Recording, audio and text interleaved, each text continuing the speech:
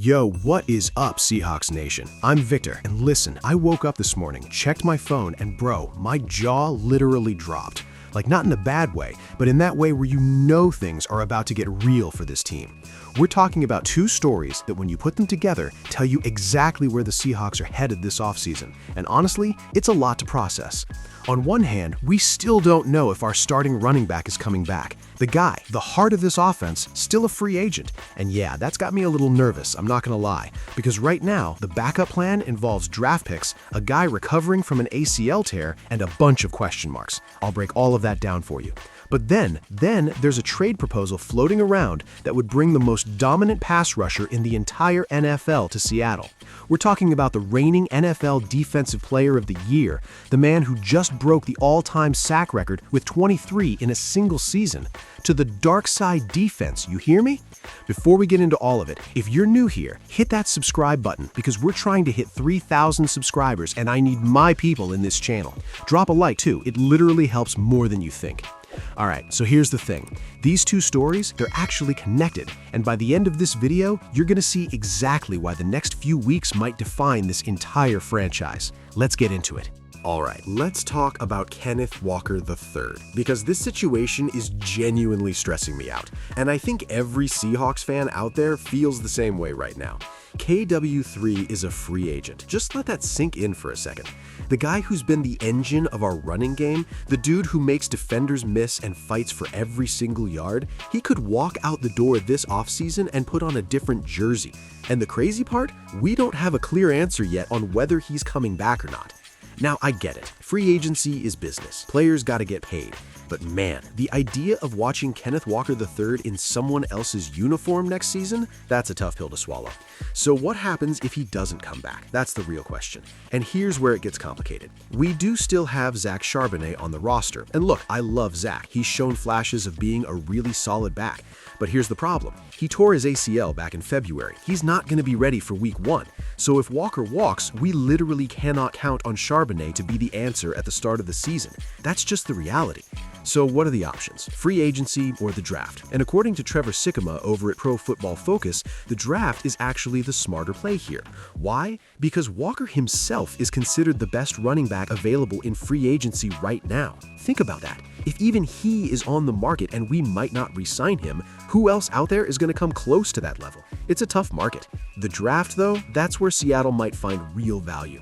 Now, the Seahawks only have 4 picks right now. A first rounder, a second, a third, and a sixth. So every single pick matters.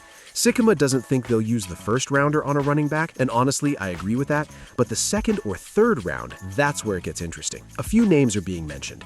Jonah Coleman out of Washington, physical runner, great balance in contact, very consistent.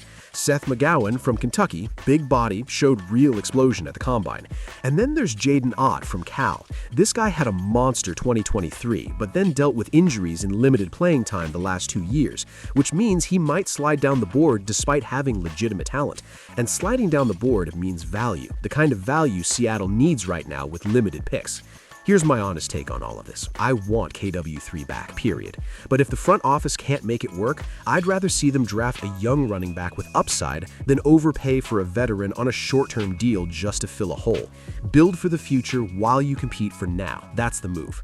And even if they do sign a veteran as a bridge option, a 1 or 2 year deal, that doesn't mean they skip a draft. They could do both. Get a guy to hold it down for week 1 and bring in a rookie with real potential to develop behind him. That's actually a reasonable plan if you think about it. Bottom line, this running back situation is one of the biggest decisions facing this franchise right now, and how they handle it in the next few weeks will tell us a lot about where this team is really headed in 2026. But here's the thing, Seahawks Nation. The running back situation, that might not even be the biggest story coming out of Seattle right now. Because while all of this is happening, there's a trade proposal making the rounds that would bring one of the most terrifying defenders in the entire NFL to Seattle.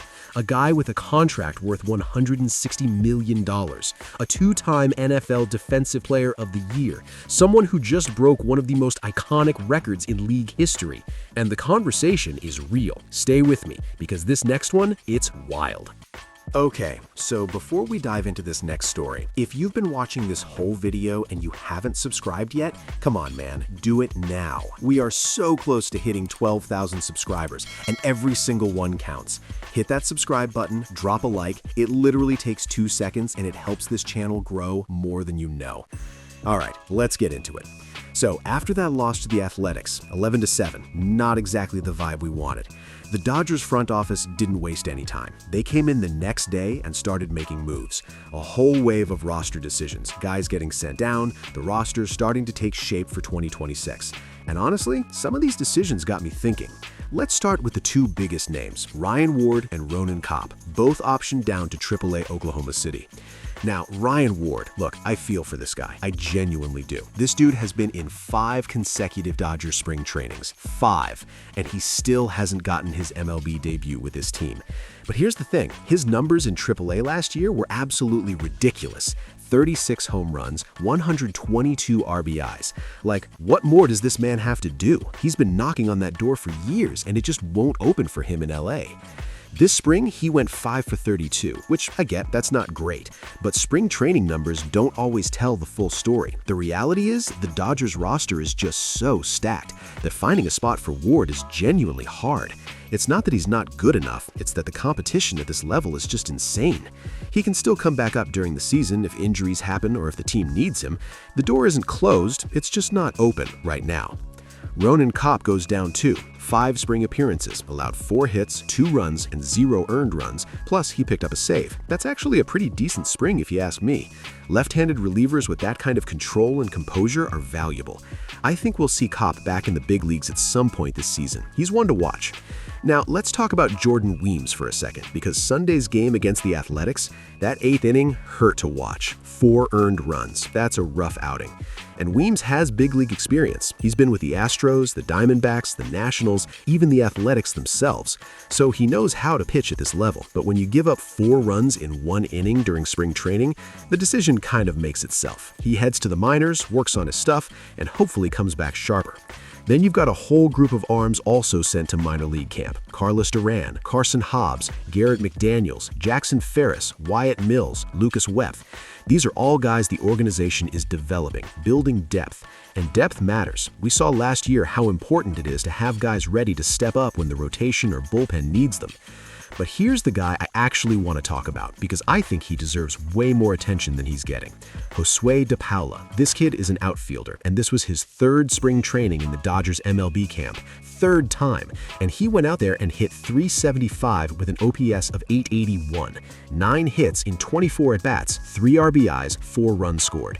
Those are not normal spring numbers. Those are the numbers of someone who belongs. The organization clearly loves this kid. They've kept bringing him back to big league camp. They've been developing him carefully. He's one of those prospects where you just feel like it's only a matter of time. I'm not saying he makes the opening day roster, but I'm saying keep his name in your memory because Josue De Paula is going to be relevant to this team sooner than people think.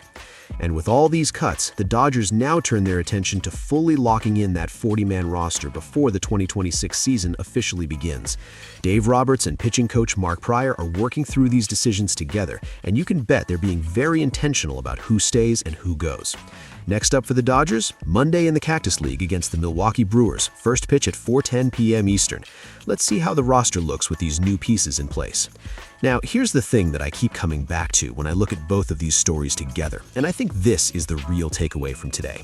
On one side, you've got the Dodgers dreaming big. Scooble conversations, Will Smooth chemistry, a farm system deep enough to make a move that shakes the entire league. That's the ceiling of this team. That's what they're capable of reaching for.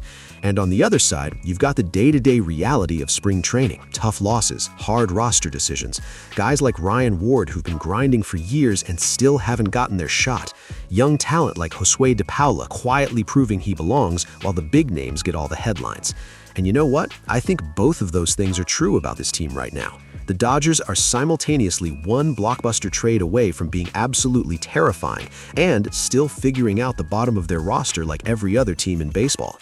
That's what makes this moment so interesting. This isn't a finished product yet. This is a team still being built in real time, with massive potential moves still on the table and young players fighting every single day for their spot. As a Dodgers fan, I'm not worried. I'm locked in, because when this organization is in that mode, hungry, building, making moves, historically, things tend to work out in our favor. Stay tuned, Dodgers Nation. The season hasn't even started, and it's already must-watch baseball. And hey, if you made it all the way to the end of this video, you already know what to do. Subscribe, hit that like button, and help us get to 12,000. We are so close. I'll see you in the next one. Let's go, Dodgers.